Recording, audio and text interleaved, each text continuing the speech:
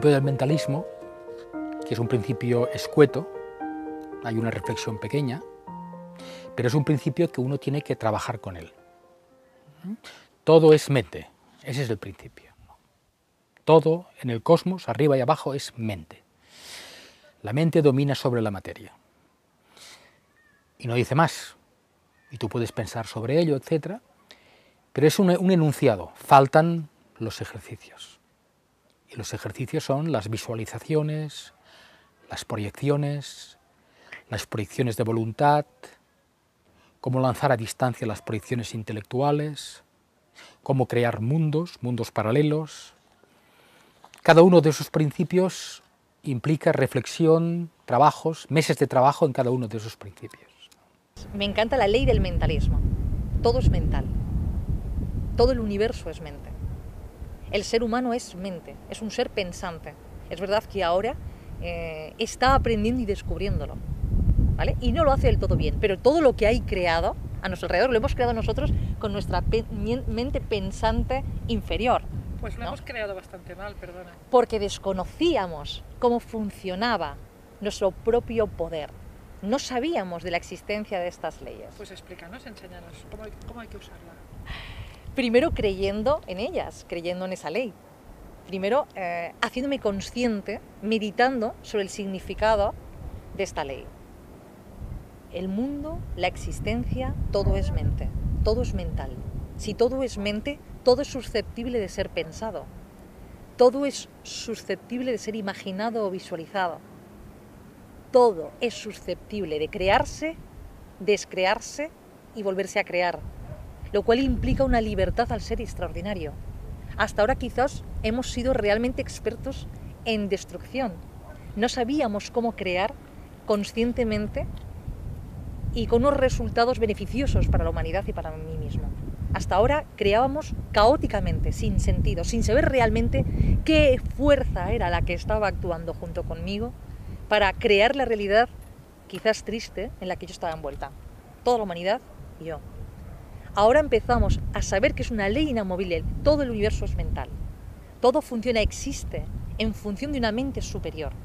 Y es una mente superior a la que yo me puedo aupar, yo puedo co-crear con ella, yo formo parte de esa mente superior.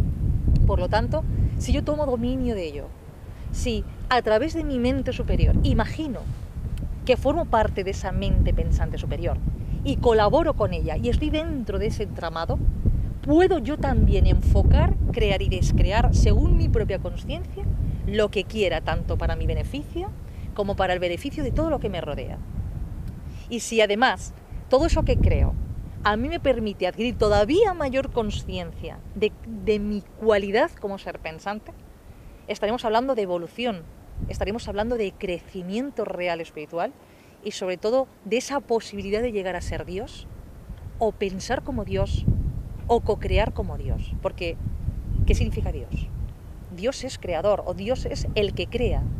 Si yo también empiezo a tener las facultades de ese Dios por definición, ¿será que yo también en algún momento voy a llegar a ser Dios? Me encanta esta revolución mental y espiritual que supone el que todos en algún momento lleguemos a creer que somos Dios. Es lo más revolucionario que hay. Es extraordinario y además sin miedo y sin complejos.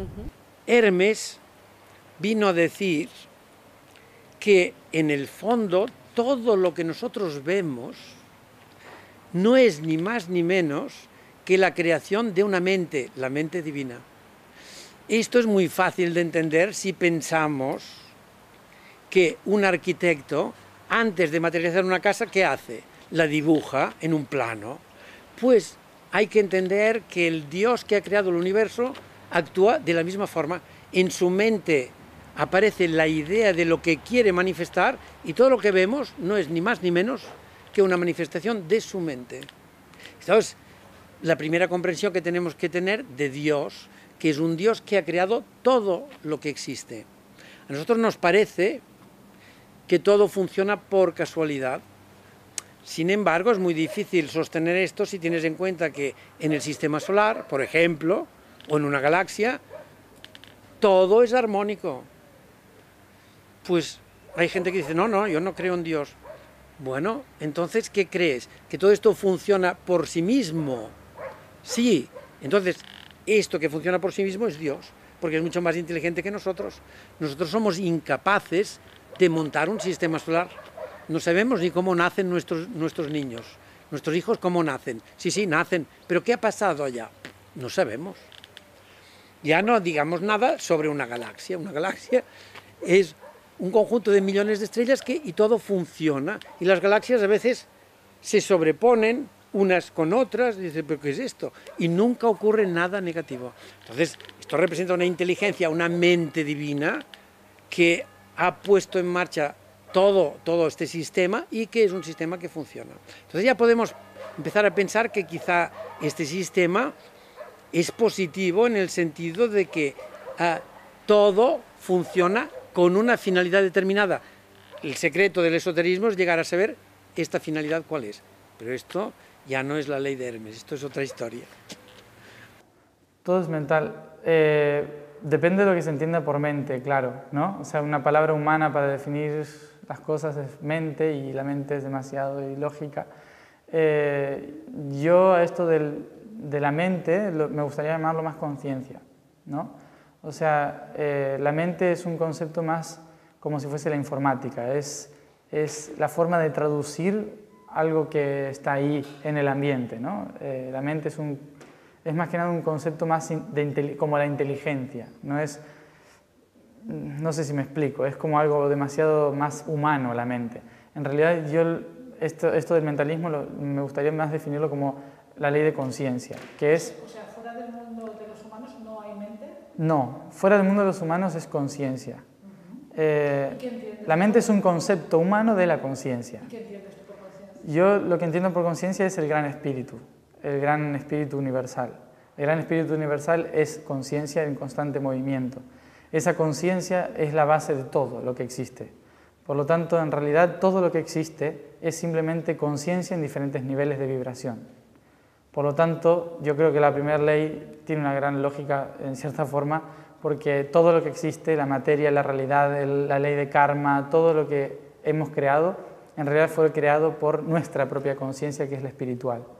Por lo tanto, sí, todo es mente, pero la mente es demasiado...